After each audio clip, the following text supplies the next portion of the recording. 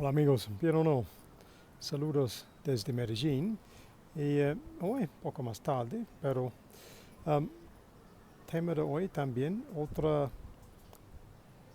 pensamiento como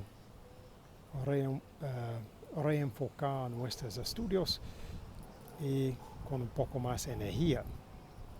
Es para decir,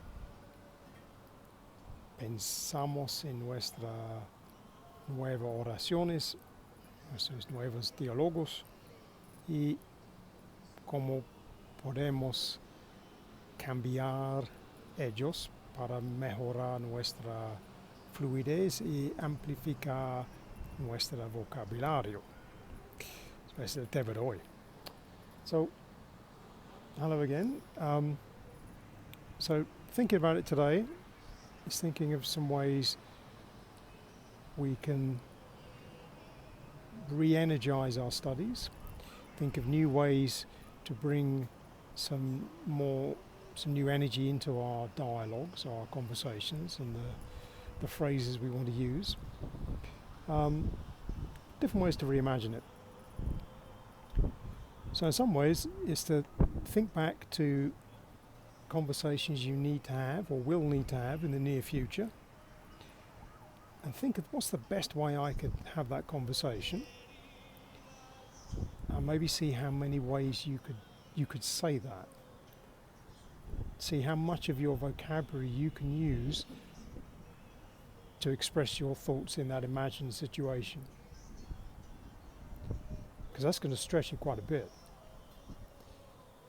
And as well as that, another one to practice, this is something I know I need to practice a bit, so I'm suggesting this because it's something that's going to help me, is when you have your ideal line of dialogue or lines of dialogue, see if you can express them not only in the present, but also in the past and in the future. Because if you can practice that in all the three tenses, this is going to help you tremendously with your fluency in the language. Because the thing we get tripped up on, or I know I get tripped up on a lot in Spanish, is I can express it in one sense of time, but sometimes I get confused and it doesn't come out right when I want to express it in a different form. So there we go. That's my very quick reflection today. Think of your ideal dialogue. Try that with as much of the vocabulary as you have. See if there are different ways to say it. And then try and put it not just in the present, but also the past and the future. How would you have said it, or how would you like to say it in the imagined future?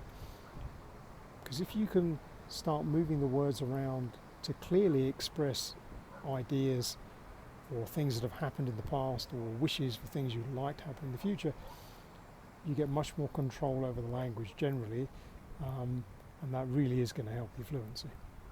So there we go. Past, present, future. And try and use as many words as you can in those imagined dialogues. So that's the idea for today. I hope that one's helpful. Déjame saber, como siempre, en los comentarios. Until tomorrow, from Medellín, it's Cheerio.